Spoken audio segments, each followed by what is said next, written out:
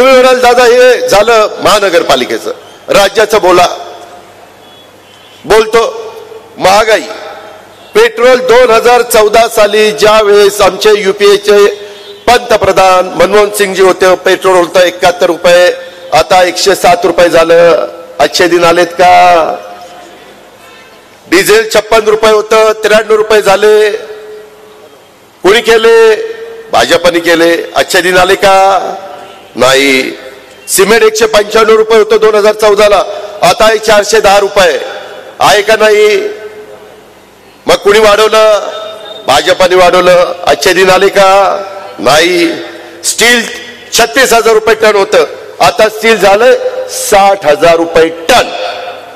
घ्या अच्छे दिन.